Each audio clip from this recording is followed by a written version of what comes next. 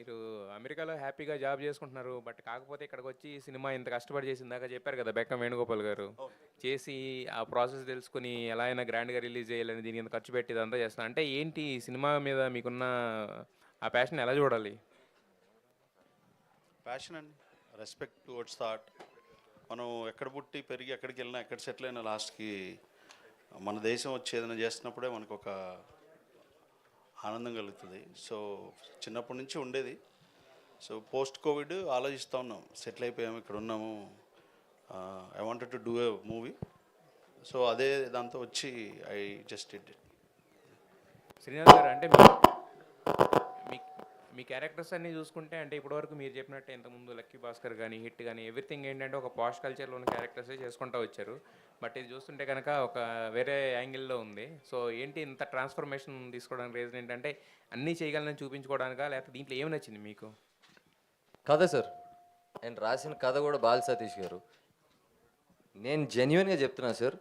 యానిమల్కి first schedule shoot చేసుకుని అలా airport నుంచి డైరెక్ట్గా వాళ్ళ దగ్గరికి వెళ్ళినప్పుడు, ప్రొడక్షన్ హౌస్కి వెళ్ళినప్పుడు నేను ఫస్ట్ రాజేష్ గారు డైరెక్టర్ అనుకుని ఏంటి అనుకుంటూ మాట్లాడితే వెనకొచ్చి డైరెక్టర్ నేను అని అన్నారు.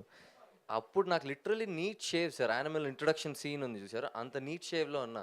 ఆయన లాంగ్ హెయిర్, గడ్డం బాగుంటుంది, యూ లుక్ రగ్డ్ అని అన్నారు. అప్పుడు దాకా నాకు నా మీదే నమ్మకం లేదు. అదేంటి నాకు గడ్డం ఉండి జుట్టు ఉంటే నేను బాగుంటానా, ఏదో అనుకుంటున్నారు అని అనుకున్నా. బట్ ప్రాసెస్లో నేను గడ్డం లాంగ్ హెయిర్ పెంచుకున్న తర్వాత నాకే కొత్తగా అనిపించింది sir. Now that requirement came because cinema కథలో ఆ రిక్వైర్మెంట్ ఉంది.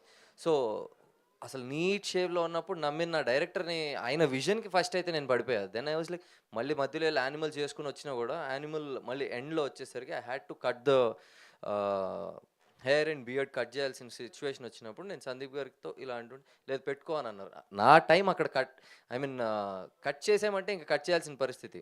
But he also understood and ఆ స్టోరీకి కూడా కలిసి వచ్చింది లాంగ్ హెయిర్ అండ్ గడ్డం.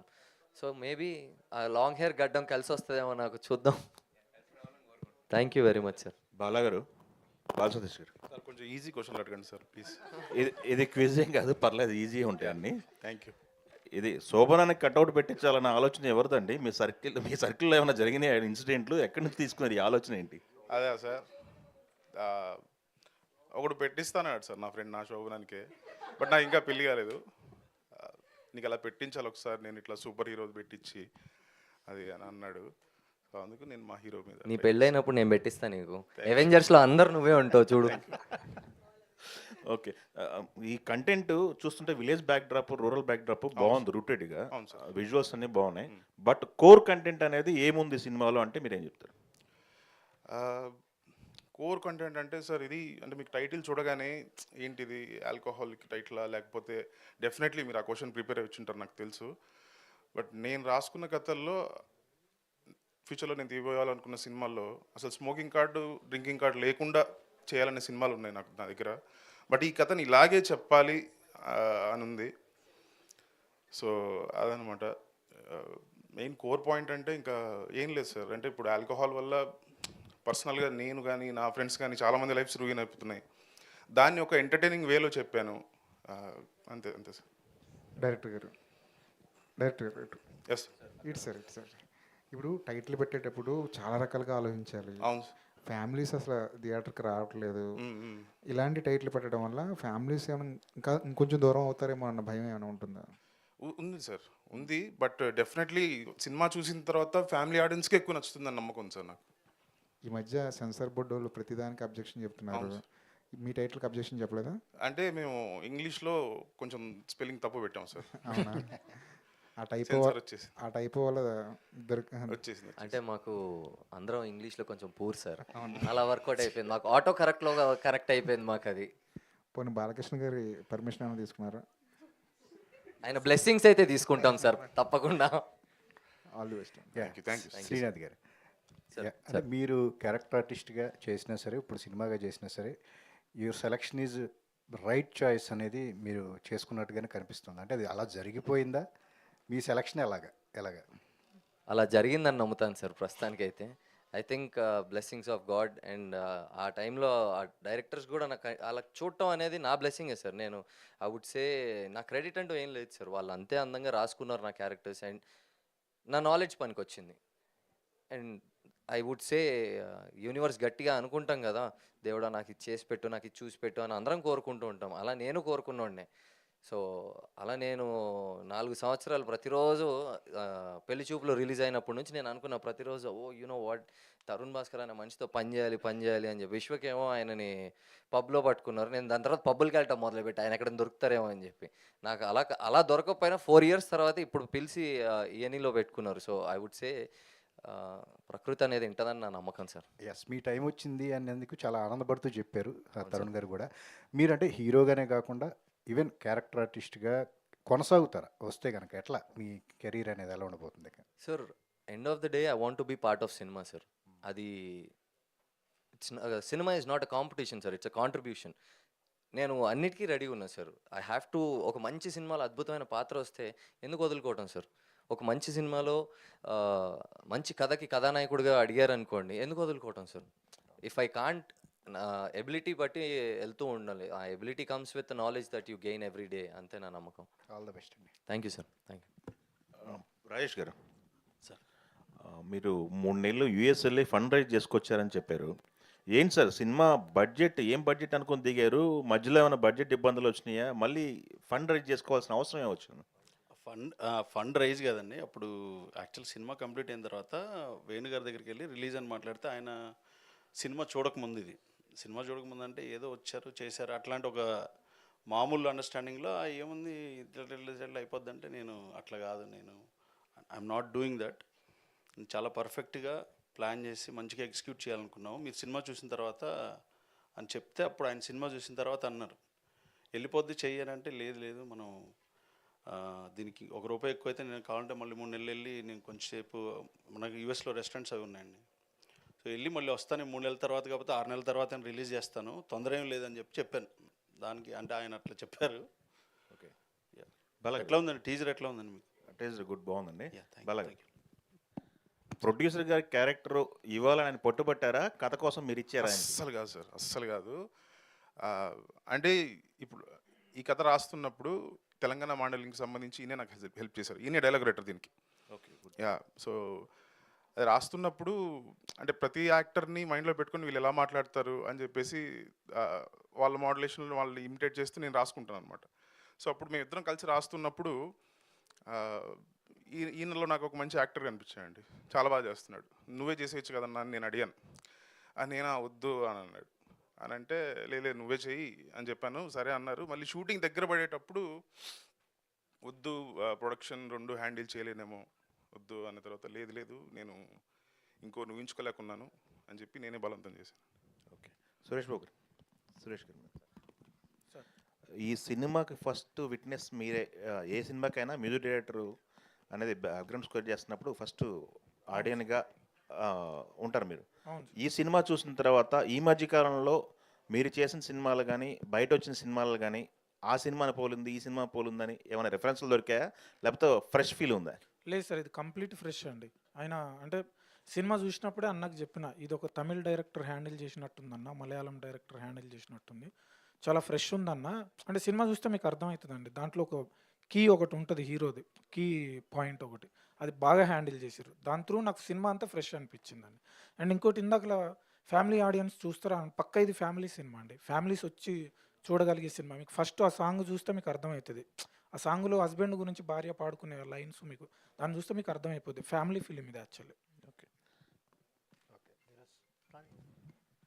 శ్రీనాథ్ గారు సార్. అంటే ఆర్టిస్ట్గా చేస్తున్నప్పుడు మనకి కాంప్లిమెంట్స్ వస్తాయి, సినిమాతో పాటు సెల్ అయిపోతాం. కానీ ఇప్పుడు మాగంటి శ్రీనాథ్ మూవీ అంటే ఫేస్ ఆఫ్ ద మూవీ అవటం అనేది హ్యూజ్ రెస్పాన్సిబిలిటీ కదా. ఈ తర్వాత ఎలా ఉండబోతుంది? మళ్ళీ క్యారెక్టర్స్ చేస్తూ అంటున్నారు, క్యారెక్టర్స్ చేస్తే మళ్ళీ హీరోగా మార్కెట్ అనేది స్టేబుల్గా ఉండదు, దాన్ని ఎలా బ్యాలెన్స్ చేద్దాం? Very nice question sir. ప్రస్తుతానికైతే ఎవరైనా క్యారెక్టర్గా వచ్చినా ఏదైనా సరే సినిమాలోకి అడుగుపెట్టినప్పుడు నేను కథానాయకుడు అన్నట్టుగానే అందరూ అడుగు పెడతారు. ప్రతి అవకాశం గొప్పది. ఇప్పుడు నాకంటూ ఒక కళ ఉంది, టు బికమ్ అ హీరో అన్న ఒక చిన్న కళతోనే నేను మొదలయ్యా. ఆ కళకి దగ్గరగా తీసుకెళ్ళే ప్రతి సినిమాని నేను జంప్ ఇన్ అయిపోయాను sir. They need me, I'm there. So నన్ను తయారు చేసింది డైరెక్టర్లే, నన్ను అప్రిషియేట్ చేసింది ఆడియన్సే. ఇప్పుడు వాళ్ళని డైరెక్ట్గా ఎంటర్టైన్ చేయడానికి నాకు దొరికిన ఒక గొప్ప అవకాశం ఇది. అండ్ దట్ కేమ్ ఫ్రమ్ బాల సతీష్ గారు అండ్ రాజేష్ గారు. అండ్ దానికి ఏంటంటే ఇంకా బలం తోడైంది. సురేష్ బొబ్బిలి గారు వచ్చారు, ఆయన ఇంకో అద్భుతమైన మ్యూజిక్ ఇచ్చారు. గ్యారీ గారు వచ్చారు, ఆయన ఇంకో అద్భుతమైన ఎడిట్ ఇచ్చారు. There are much talented actors who jumped in, అందరూ కాంట్రిబ్యూట్ చేశారు. సో నా ఒక్కడిది రెస్పాన్సిబిలిటీ అనే కంటే మేము అందరం షేర్ చేసుకున్నాం దీన్ని. ప్రస్తుతానికైతే గన్ ఫైర్ అయిపోయింది సార్, క్లాక్ అయిపోయింది, ఫైర్ అయిపోయింది. ఇంకెక్కడి నుంచి ఎలా వెళ్తుంది అనే దాని మీద నా కంట్రోల్ తక్కువ. బట్ నేను మీ దగ్గరికి రావడానికి నా ప్రయత్నాలు అయితే I'm doing my best. And in terms of doing a character role again, కథే సార్, కథే హీరో. ఆ కథకి డైరెక్టర్కి నేను కావాలి అని అనుకుంటే I will be there sir. That's all. My life is for cinema, so I will do my best for cinema.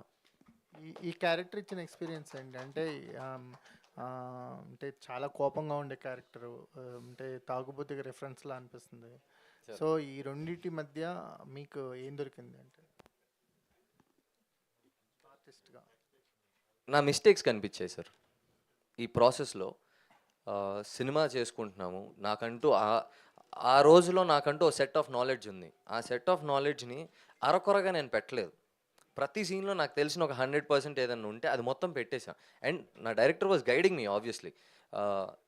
నేను నా 100 పెట్టిన తర్వాత సినిమా మనం ఒకసారి చూసుకుంటాం కదా సార్. చూసుకున్నప్పుడు ఇక్కడ ఇంకొంచెం చేయొచ్చు, ఇక్కడ ఇలా కాదు అలా చేయొచ్చు. ఆ కరెక్షన్ స్పేస్ దొరికింది. నేను 90 ఇచ్చి ఉంటే ఇంకో 10% ఎక్కడ పోతుంది తేడా అనేది నాకు తెలిసేది కాదు. But I gave my best. ఇప్పుడు ఐ నో మై ప్రిసైజ్ ఎక్కడెక్కడ చిన్నగా మిస్టేక్స్ ఎక్కడ ఉన్నాయని నాకు అర్థమవుతూ ఉంటుంది. దాన్ని కరెక్ట్ చేసుకోగలిగాను నేను. సురేష్ గారు సార్, ఈ పోస్టర్లో మీ నేమ్ అనేది ఒక బిగ్గెస్ట్ ఇన్విటేషన్. అయ్యో పెద్ద మాట. సో ఎందుకంటే మీరు ఒక చిన్న సినిమాలకి పెద్ద బలం అవుతున్నారు మీరు. That is the good part. ఇప్పుడు మీరు కాంబినేషన్స్ వైజ్ కానీ అటు వెళ్లకుండా మంచి కంటెంట్కి మీ సంగీతంతో సపోర్ట్ చేస్తున్నారు కదా. ఈ మల్లేష్ మీకు ఇచ్చిన ఛాలెంజెస్ ఏంటంటే ఎవ్రీ మూవీ మ్యూజిక్ డైరెక్టర్గా కొత్త ఆపర్చునిటీ ఇస్తుంది కదా, మీకు ఎలాంటి ఆపర్చునిటీగా చూస్తారు దీన్ని? అంటే నేను ఇది కమర్షియల్గా నాకు బాగా ఛాలెంజింగ్ అనిపించిందండి. ఎందుకంటే నేను ప్యూర్ కమర్షియల్ ఫిల్మ్ ఇంతకుముందు చేయలే. నాకు ఇష్టం ఉండే కమర్షియల్ సినిమా వస్తే బాగుండు, కొడదాం అట్లుండే. ఒక స్టార్ హీరోకి ఎంతైతే చేయగలం కొడుతున్నాం. బట్ ఇది proper commercial cinema sir. So నేను అంటే బాగా ఇంట్రెస్టెడ్గా వర్క్ చేసిన. ఇది ఒక కమర్షియల్ ఇదిగా నన్ను ఇంకో లెవెల్కి తీసుకెళ్తుందని అనుకుంటున్నా ఈ cinema. Thank you sir. Tag ఉంది కదా, రూరల్ కల్ట్ కామెడీ అని చెప్పేసి. అవును. సో ఆ సెల్ఫ్ ప్రొక్లమేషన్ అనేది ఎంతవరకు కరెక్ట్ అండి?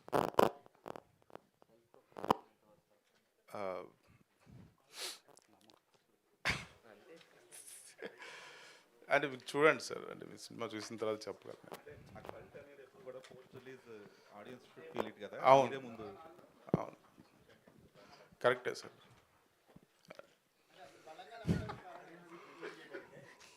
Sir IAS IPS range questions చేయకండి సార్ మమ్మల్ని. మేము ఇప్పుడే కదా, ఇవాళే మొదటి రోజు మాది బయటికి రావటం. ఇప్పుడే పుట్టిన బేబీని ఈడ్చికొట్టినట్టుంది మీరైతే. లేదు అంటే ఎప్పుడు కూడా అలాగా కల్ట్ అనేది చాలా బిగ్ వర్డ్, చాలా లేదు సార్, ఆ వర్డ్ తప్ప మిగతా అంతా సెట్ చేసింది నేనే. కల్ట్ అన్న వర్డ్ పెట్టింది ఈయన. చెప్పొద్దు అనుకున్నామా ఈ నిజము? చెప్పండి. అక్కడ డిబేట్ జరిగిందండి. డిబేట్ జరిగితే నేను పెడదాము కల్ట్ అని, ఇంట్రెస్టింగ్గా ఉంటుంది అండ్ చూసిన వాళ్ళు ఎవరు డిసప్పాయింట్ అవ్వరు. సో నా ఫీలింగ్ ఏంటంటే అండి, బాగుందని చెప్పి ఏదో ఒకటి చెప్పి థియేటర్కి తీసుకొస్తాను, వచ్చిన తర్వాత వాళ్ళు తిట్టుకోకూడదు. అరే చెప్పినంత బాగుంది, హ్యాపీగా ఒక 2 hours మనం ఎంజాయ్ చేసి వెళ్ళాం అని అనుకోవాలనే దాన్ని. ఐ థింక్ నేను అంతవరకు అకాంప్లిష్ చేశాను అనుకుంటున్నాను. You will get to see it అండి. సో శ్రీనాథ్ ఒక యాక్టర్గా అయితే ప్రూవ్ చేసుకున్నారు ఇప్పటిదాకా వచ్చిన మూవీస్. సార్ ఒక హీరోగా ఎంతవరకు జస్టిఫై చేయగలిగారు? అండ్ ఆడియన్స్ మిమ్మల్ని హీరోగా ఎందుకు చూడాలి, why they should come to the theatres అంటే మీరు ఎలా జస్టిఫై చేస్తారు? సార్ మీ క్వశ్చన్లోనే ఆన్సర్ ఉంది సార్. యాక్టర్గా ప్రూవ్ చేసుకున్నారు అని అన్నారు. నేను చాలా చిన్న సినిమా నుంచి హిట్ అనే యూనివర్స్లో నుంచి యానిమల్ అండ్ లక్కీ భాస్కర్ అనే మూవీస్లో నేను ప్రూవ్ చేసుకునే ప్రతి సినిమా మీకు ఆడియన్స్కి దగ్గర అయ్యే పాత్రలనే ఎత్తుక్కున్నా నేను కూడా. బికాస్ ఇందాక సార్ అడిగినట్టు I had to be very conscious sir. నేను చాలా కాన్షియస్గా నన్ను జనాలకి దగ్గరికి తీసుకెళ్ళే పాత్ర ఏముంది అని ఎత్తుక్కుంటూ నేను జంప్ అయిన అవుతూ ఉన్నా. ఈరోజు కనీసం నాకు నా జర్నీలో కొంచెం దగ్గరికి వచ్చాను అని అనుకుంటున్నా. బికాస్ కొన్నిసార్లు రోడ్డు మీద నడుస్తుంటే ఏ కార్తీక్ అని చెప్పి యానిమల్ క్యారెక్టర్లో పిలుస్తారు, కొంతమంది సూరజ్ అని చెప్పి లక్కీ భాస్కర్ నుంచి పిలుస్తారు. కార్తీక్ నాకు నార్త్ సైడ్ ఎక్కువ రికగ్నైజేషన్ ఇస్తే, లక్కీ భాస్కర్ నన్ను ఇంట్లో ప్రతి పేరెంట్స్కి దగ్గరికి తీసుకెళ్ళింది. సో నా దగ్గరికి వెళ్ళాను అని తెలిసిన తర్వాత ఒకసారి నన్ను నేను కొత్తగా చూపించుకోవడం కూడా నా బాధ్యత. ప్రతి సినిమాలో నీట్ షేవ్ వేసుకొని నీట్గా దూకుని వస్తున్నా. ఈసారి కొంచెం కొత్తగా వద్దాము అని చెప్పి నేను కూడా కొంచెం గెటప్ మార్చి అలా వచ్చా.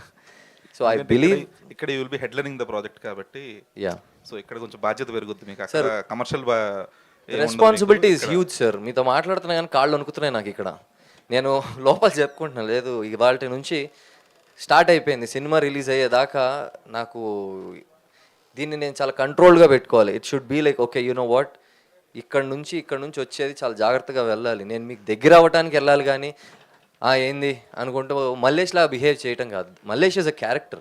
That character taught me so many things. At the same time Srinath అనేటోడు కూడా నేర్చుకున్నాడు.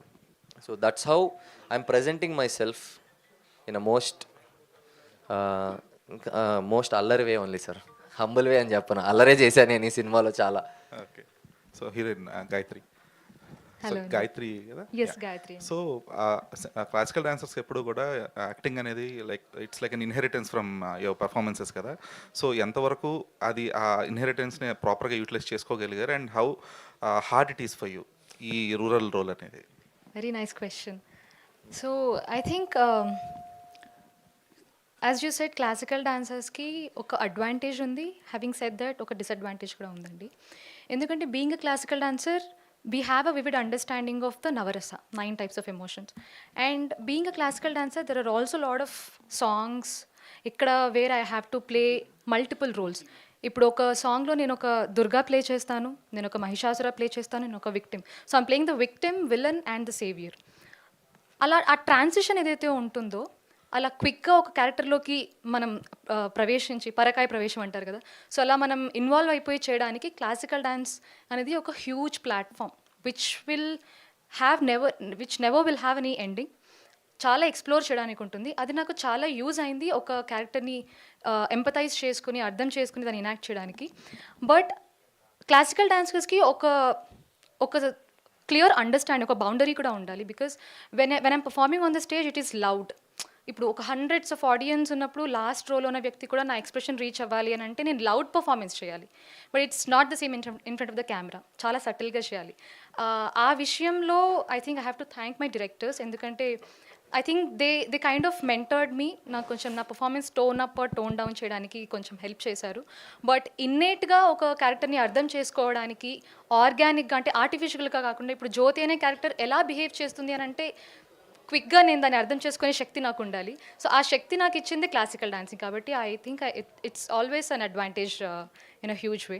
So I'm blessed to be a classical dancer. I think going forward also is in our debut movie. Deento I think I believe and hope that I'll impress audience. And నాకు తెలిసి I really want people to remember me as a dancer and an actress. So ఎందుకంటే dance వల్ల నాకు ఈ opportunity వచ్చింది. Dance has been there in my life and dancer and యాక్ట్రెస్గా నేను కూడా, అంటే ఇప్పుడు మనం శోభన గారు అండ్ భానుప్రియ గారు ఎలాగైతే ఉన్నారో ఆ రేంజ్ కాకపోయినా వాళ్ళ కేటగిరీలో నన్ను గుర్తుపెట్టుకోవాలి ఆడియన్స్ అనేది నేను కోరుకుంటున్నాను. గాయత్రి గారు, మా ఇద్దరికో ప్రాబ్లం ఉంది సార్. 2 మార్క్స్ క్వశ్చన్కి 10 మార్క్స్ ఆన్సర్ రాస్తాం. గాయత్రి గారు, యా హాయ్ అండి, వెల్కమ్ టు టాలీవుడ్ అండి. Thank you so much. So అంటే ఆ బంగారి సాంగ్ ఉంది కదా, అవును, ఆ సాంగ్ వల్ల మీరు నచ్చారో మీ వల్ల సాంగ్ బాగుందో అర్థం కాలేదండి నాకు.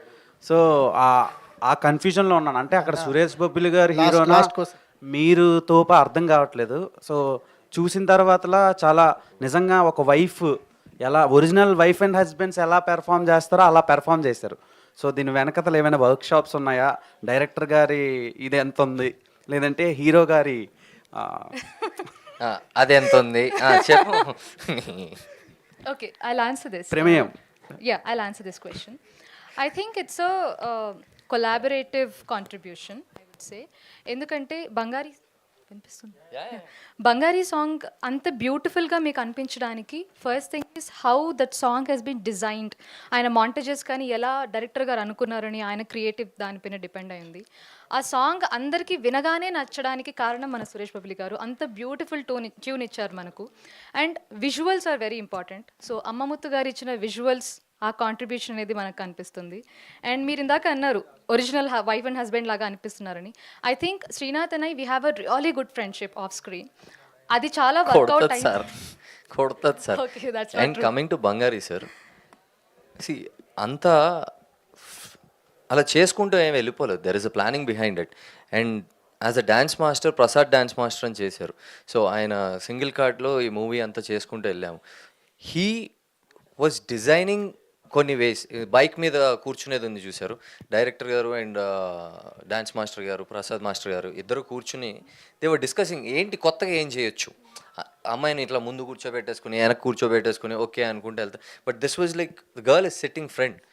సో ఇలాంటి creative understanding is there between my director and my dance master, కాబట్టి అది బ్యూటిఫుల్ వచ్చింది.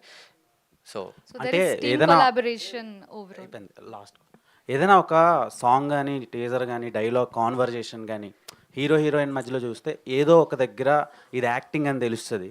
ఫ్యూ ఇయర్స్ బ్యాక్ విశాల్ గారిది ఒక సినిమా కరకు చూపు కుర్రోడా అని ఒక సాంగ్ ఉంటుంది. సో అందులో ఆ సాంగ్లో చాలా రియలిస్టిక్గా ఉంటుంది వాళ్ళిద్దరి మధ్యలో బాండింగ్. దాని తర్వాత నాకు మీదే అంత రియలిస్టిక్గా అనిపించింది. Thank you so much. So I hope when I wish me cinema కూడా అంతే రియలిస్టిక్గా ఉంటుంది అనుకుంటున్నా. చాలా ఫిక్షనల్గా వస్తున్నాయి ఇప్పుడు సినిమాలన్నీ, చాలా రస్టిక్గా వస్తుంది అనుకుంటున్నాను. అందరికీ తెలియదు. ఆల్ ద బెస్ట్ అండి, all the best. And Srinath గారు మోస్ట్ ఎమర్జింగ్ యాక్టర్ మీరు టాలీవుడ్లో సార్, అండ్ సక్సెస్ఫుల్ యాక్టర్ కూడా. ఇప్పుడు అది నా ఒక్కడిది కాదండి, that is distributed to every. చాలా సినిమా సినిమాలు గెలిస్తే మేము గెలిచినట్టే. చాలా సినిమాలు వస్తున్నాయి. దాన్ని ఏమంటారు, సీజనల్గా కొన్ని సినిమాలు వస్తాయి, అన్సీజన్లో కొన్ని వస్తాయి. కానీ మీవి ఏ సీజన్లో వచ్చిన క్యారెక్టర్స్ని బాగా హుక్ అయిపోతున్నారు ఆడియన్స్. సో ఈ మ్యాన్స్నోస్ మల్లేష్ అనే క్యారెక్టర్కి కమర్షియల్గా ఎలా మీకు వర్కౌట్ అవుద్ది, ఆడియన్స్కి ఎలా పోర్ట్రే అవుతుంది, వాళ్ళు ఎలా తీసుకోగలరు? సార్ ఆడియన్స్ అయితే డెఫినెట్లీ ఎంజాయ్ చేస్తారు సార్. నేను నేను గట్టిగా అరిసి మాట్లాడాలన్నా లేకపోతే అని గట్టిగా అరవాలన్నా కూడా నేను ఇప్పటికీ ఆలోచిస్తాను.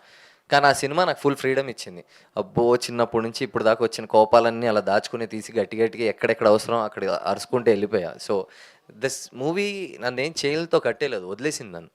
సో నాకున్న చిన్న ఇన్హిబిషన్స్ కానీ ఏదన్నా ఉన్నా కూడా ప్రతిరోజు బ్రేక్ చేసుకునే ప్రాసెస్ అయితే నడిచిపోయింది. And in terms of how will I entertain audience, ప్రస్తుతం ఇప్పుడే టీజర్ లాంచ్ అయింది, మళ్ళీ ట్రైలర్ ఉంది, ఇంకా సినిమా ఉంది, March 6th ఉంది. మీరు అందరు రావాలి. మీరేమో it's not a review, it's an opinion అంటారు. So come give your valuable opinion. మేము కూడా take us much closer to cinema, to audience. మమ్మల్ని తీసుకెళ్ళండి మీడియాగా. అందరూ మేము ఇక్కడ కూర్చొని గట్టిగా అరుస్తూ సోషల్ మీడియాలో ఇక్కడ అక్కడ అరవగలుగుతాం అంతే. బట్ యాజ్ అ మీడియా మీరు మా సినిమా గురించి మాట్లాడితే ఇంకా దగ్గరికి వెళ్తుంది మా సినిమా, ఇంకా ఆడియన్స్కి దగ్గరికి వెళ్తుంది, అదర్ కంట్రీస్కి వెళ్తుంది, సో యూఎస్కి వెళ్తుంది. I mean there is a huge audience for Telugu cinema lovers only Telugu state అని అనుకుంటున్నాం. మొన్న మలయాళంలో ఒక సినిమా చేశాను, అక్కడ తెలుగు మాట్లాడుతున్నారు జనాలు. They are like I watch your movie Lucky Bhaskar, డబ్బింగ్లో చూసామంటే లేదు తెలుగులో చూసాము అన్నారు. సో తెలుగుకి ఒక డిఫరెంట్ ఇట్స్ లైక్ సార్ చాలా రాయల్ ఇండస్ట్రీ సార్ మనది, చాలా royal industry. Everyone look up to us. మనల్ని చూస్తూ ఉంటారు, మనం కథలు ఒకవైపు చూస్తాం, మన మేకింగ్ స్టైల్ వేరు. Global movies are done by us. మళ్ళీ 10 మార్కుల ఆన్సర్ ఇచ్చానా? Thank you everyone. Please come to theatres on March 6th and bless us. Thank you. Thank you everyone for being here with us today.